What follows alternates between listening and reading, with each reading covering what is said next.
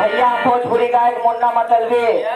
आप सबके बीच में एगो गीत हमारा लहल मैं मुनरी मोर सैया लगिनवा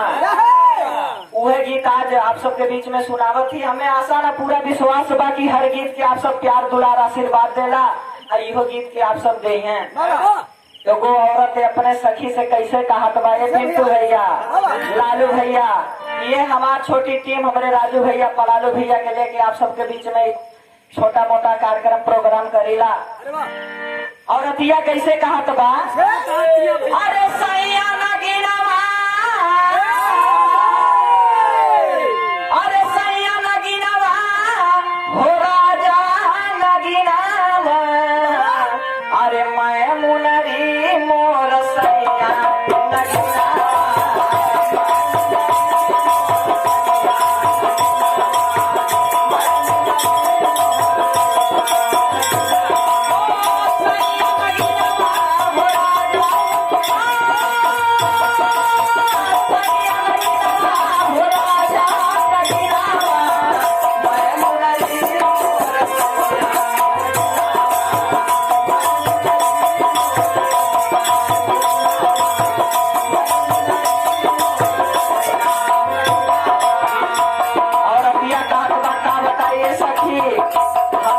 पल भी गाना छोड़े लेकिन कैसे कहत बा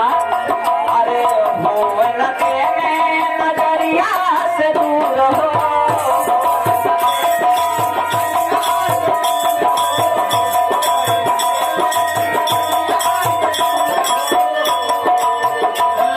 जवानी के मजा भरपूर हो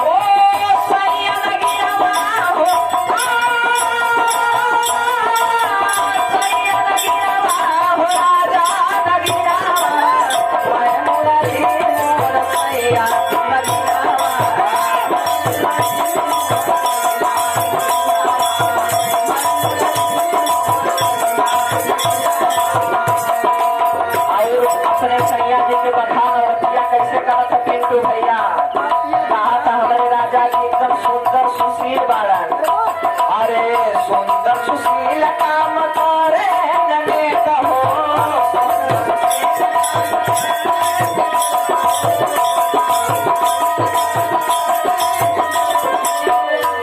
अरे पिया हमार बात लाखों में कहो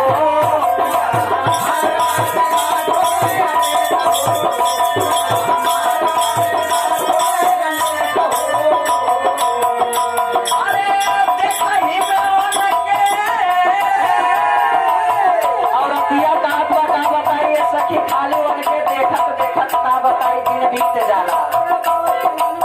हमारे पलालू भैया का नहीं रहे कैसे कहत बा अरे देखई में उनके कभी तजाला बिना मैं मुनरी मोर सैया नगीना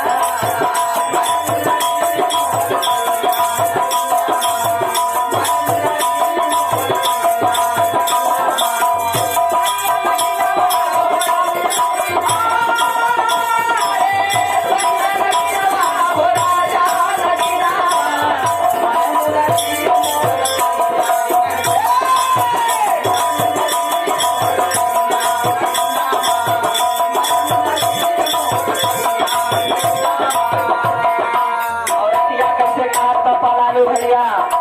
कहा बा सब कहा कि बड़े भाग्य से अच्छा पति मिले कहा तो रतिया बाकी लगत है अगले जन्म के कोनो कमाई कैले रानी जना राजू मशीन मिल गई है इधर उधर रहे बजाई में खड़े नहीं आवा राजू सगे कहिया आज कैसे बा रतिया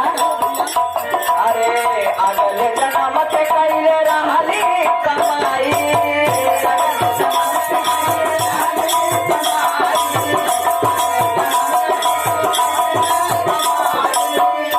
अरे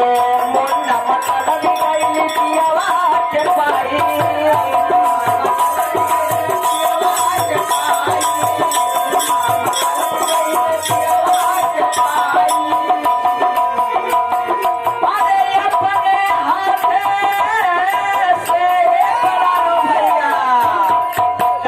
कि अपने हाथे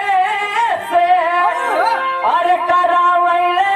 भोजनवा अरे मैं मुनरी मोर साइया नगीनवा